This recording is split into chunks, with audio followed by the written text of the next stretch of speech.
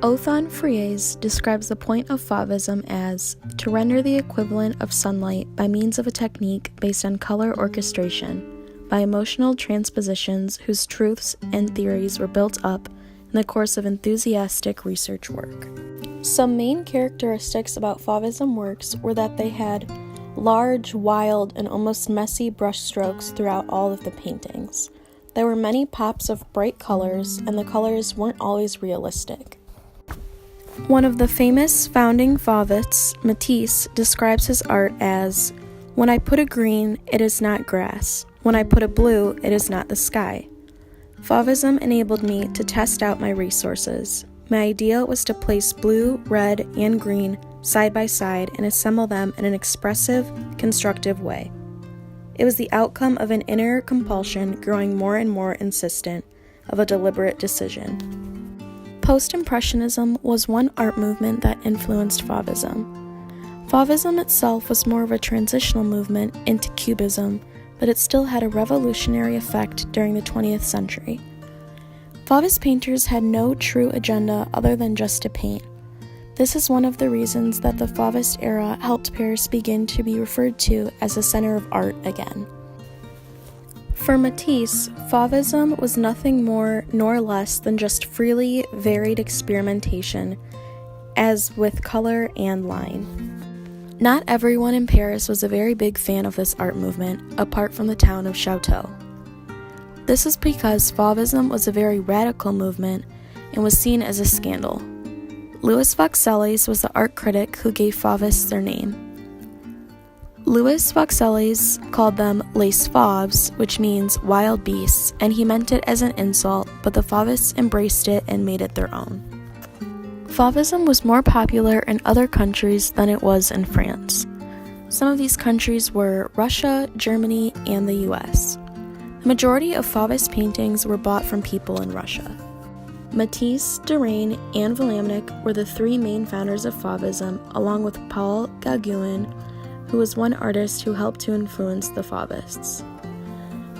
Gustave Moreau also taught lessons on symbolism to many Fauvist painters. Henri Matisse was one of the main founders of the Fauvism movement. He was born on December 31st, 1869, and died on November 3rd, 1954. He was the oldest out of all his Fauvist friends. Matisse married his wife in January of 1898.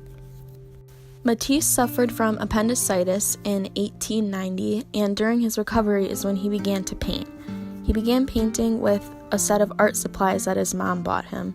Sadly, he was also diagnosed with cancer, but not until 1941. After being diagnosed, he had to spend a lot of time in a wheelchair. Before his career as an artist, Matisse studied law in Paris during the years 1887 and 1888. He soon dropped out and studied at the Académie Carrère just like Derain had done. He was also accepted to the École des Beaux-Arts in the year 1895. He trained with one artist named Gustave Moreau. Matisse had his first public debut in 1896 and his first one-man show in June of 1904. While in Paris, Matisse went out to paint nature very often. After being obsessed with nature for quite some time, Matisse became very interested in both the male and female body. He also had a very radical change in his painting style after going through a little bit of a rut. He began to briefly experiment with pointillism, but he did not like it very much. He also experimented in the early 1900s with creating sculptures. The year before that, Matisse went to some classes about clay modeling, and the majority of his sculptures were created in between the years 1900 and 1910. Matisse favored a style of sculpture called relief sculpture. He would sometimes sculpt something so that he could better understand how to paint it. Matisse liked to read poetry in the morning before he would start on a painting. Matisse's first paintings consisted of mostly still lifes.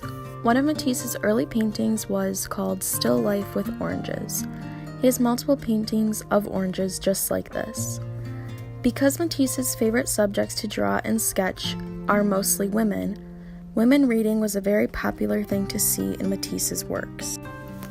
His attention was now centered on the human figure, which he said, echoing Van Gogh's conviction, best enables him to express the virtually religious feeling that life inspires inside of him. Matisse was influenced by many things. Some of these things were the Impressionism movement and other cultures. He was very influenced by decorative elements of Islamic, Japanese, and African art. Collecting African statues and sculptures was very uncommon at this time, but Matisse, along with the other founding Fauvists, were some of the first people to do this. Matisse was also very interested in exploring different kinds of light and textures while using dull, more muted colors. However, he was the first artist in the 20th century to incorporate the use of color back into art pieces. Matisse was also the first to revert to shading, and at this height of Fauvism, he was the only one who was able to tone down his colors without diminishing their luminosity. This was a very rare talent that was greatly admired. Green Stripe was one of Matisse's most famous paintings of all time.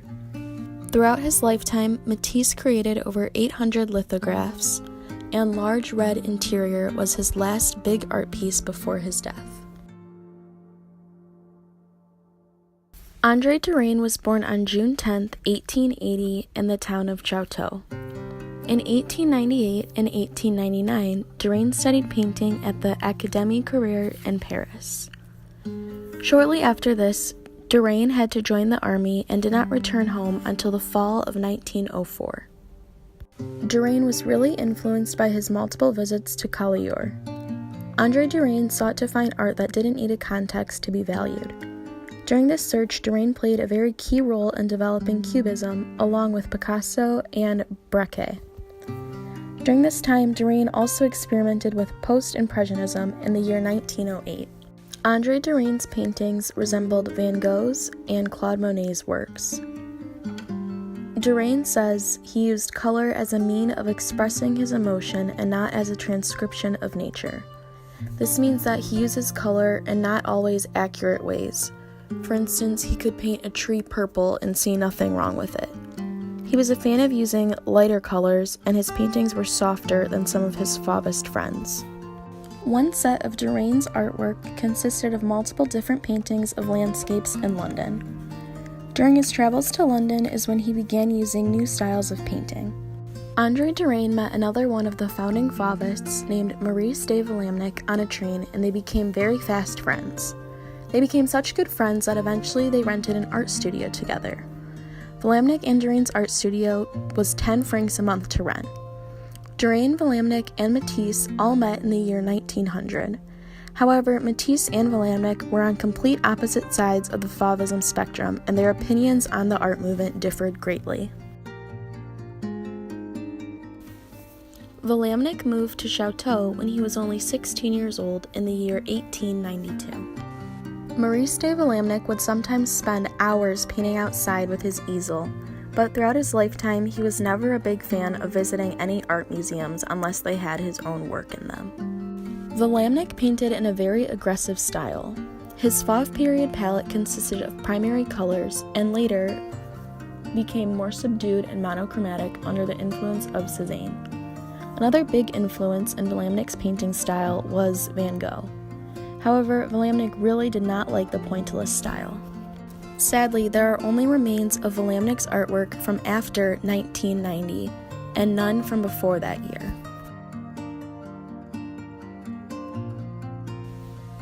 One very famous painting by Matisse is called The Red Studio.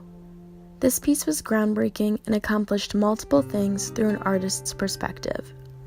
Fauvists were not big fans of using spatial illusions. They felt like that was a form of cheating through their work because they would be making people think that they are seeing something that they are not.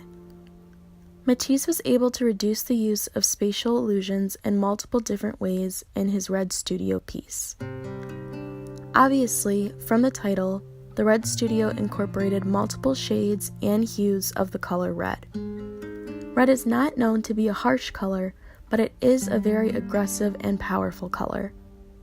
One of the most emotionally intense colors is the color red because it makes people feel passion, strength, and assertiveness. The powerfulness of the red surrounding the room distracts the audience from the spatial illusions that are taking place. As previously mentioned, Matisse was a big fan of experimenting with different styles and uses of lines. There is no one main focus point throughout his piece. Rather, there are dozens of things grabbing your attention from every direction. Yet, it does not look messy or overcrowded. Matisse was very skilled with his ability to use linear perspective and played this to his advantage throughout his work. The coolest part about this piece, in my opinion, is the white lines we see in the furniture and other small objects throughout the piece. Matisse did not use white paint for this.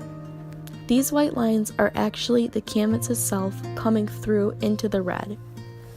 Matisse used the red paint to paint around these objects, leaving just enough space to still be able to see the white canvas lines. This is so interesting because Matisse has made the background and the objects in his painting reverse roles. It now looks like the background and the floor is popping out of the painting while the objects are receding into the canvas. This technique was done using the reverse line theory. Another extremely famous painting by Matisse is called The Blue Nude. Early in the year, we talked about the difference between being nude and being naked. Although Matisse did have somewhat of an obsession with the female form, it was never in a sexual way. Through his paintings of women, I believe he was trying to tell their story and not just convey a woman's beauty. In Matisse's The Blue Nude, he shows a picture of a nude woman. Matisse was an incredibly talented artist, but the woman in this painting looks pretty ugly and unappealing. Her bone structure is very jagged and rough-looking, and some parts of her body look very muscular, which isn't typically seen in pictures of women. This isn't saying that muscular women are ugly, but just that this was a very out-of-the-ordinary thing during this time period. She is looking down, which makes it seem like she's either shy or very sad. Matisse does not paint her with a stunning body or with a sultry look on her face. Rather, he captures the true essence of this woman and portrays what she is feeling like on the inside. The color blue is a color that plays on people's emotions.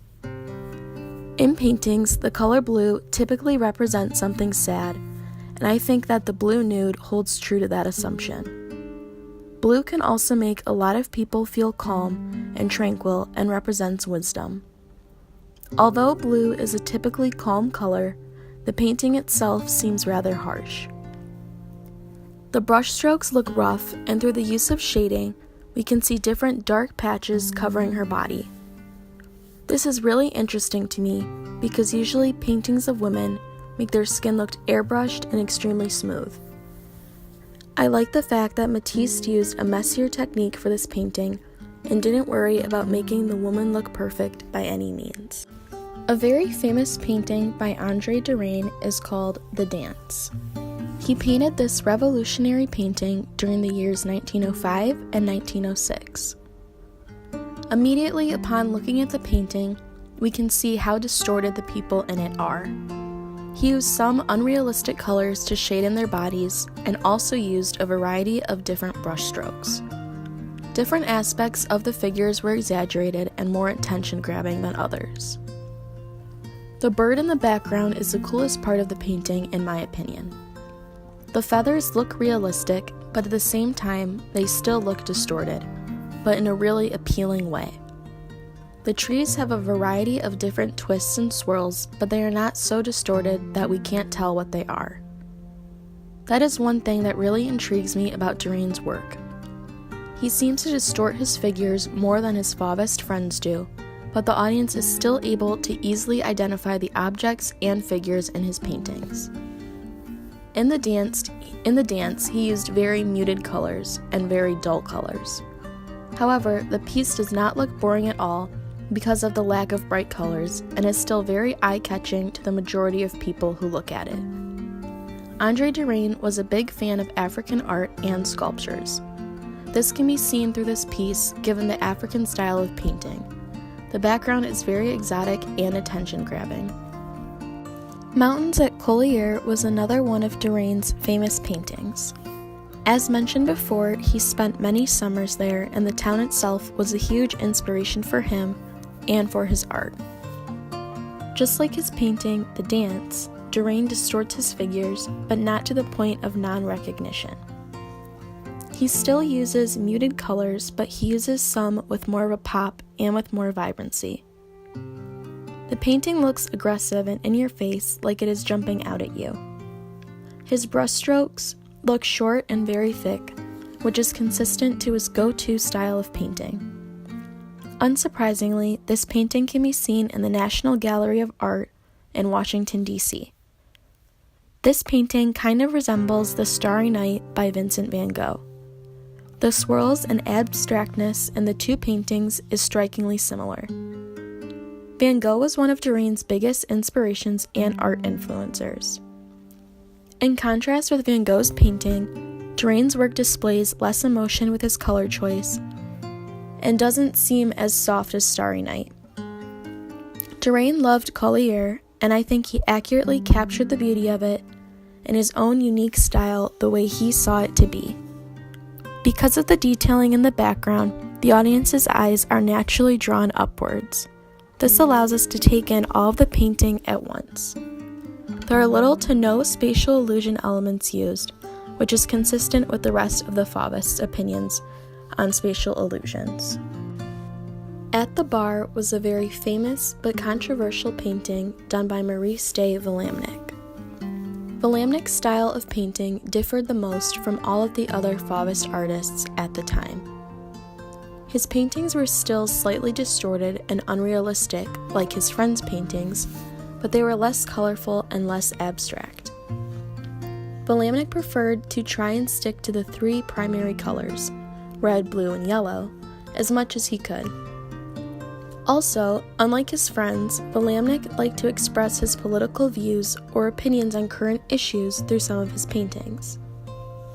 His intention with The Bar was to bring awareness to the growing problem of prostitution and alcoholism in France. Throughout the entire course of the year in Mod Lit, we have seen how large of a role prostitution played in early literature and earlier time periods. Similarly, in Dubliners, we saw how alcoholism affected specifically men and how it was and still is a major problem. The woman in the painting looks rather sad and does not look like she's trying to get any man's attention. Just like Matisse did with the blue nude, I think Villamnic is trying to portray this woman's true feelings on the inside. The painting itself consists of extremely dark colors, making it look very eerie and somewhat serious. Just by looking at the painting, we can see how different Villamnic's Fauvism style was from the other Fauvists. His brushstrokes seem to be a little bit longer and less harsh as well. Unlike previous paintings, there's an obvious main focus to this painting, the woman. At the Bar is a really unique and innovative take on a woman in society during that time period, and throughout Villamnic's career, it always remained one of his most famous works. After moving to Chateau at just 16, Villamnic fell in love with every part of the town. House at Chateau is one of Villamnic's most celebrated art pieces. It is also more in line with the style of painting that the other Fauvists used. It is extremely distorted and abstract, and there are plenty of bright, vivid pops of color throughout the entire canvas. It is hard to tell what some aspects of the painting are supposed to be, but in no way does that take away from the painting's beauty. He kept up with the Fauvist tradition of painting mostly nature pieces. In his painting, we can see houses, an abundance of trees, and a person. This painting has a much happier feel to it than a lot of his other previous works. This is because Chateau holds such a dear place in his heart, and he accurately captured that emotion in his painting. This time he uses more linear brush strokes. His painting technique in this painting is still messy, but a lot less harsh. Overall, Fauvism was a controversial yet necessary art movement. Depending on who you ask, some people will claim that Fauvism was not a movement at all, and others will say that it is one of the most crucial art movements there ever was. Without it, we would not have Cubism and other art movements that followed. Even though the Fauvist period only lasted a few short years, it has had a lasting impact on art today. It taught artists to not be afraid to experiment with color and different brush techniques. It also was one of the first movements to convey the idea that not all art needs to have a purpose. It taught people that they can paint for fun just because it's something they love to do, and there's nothing wrong with that.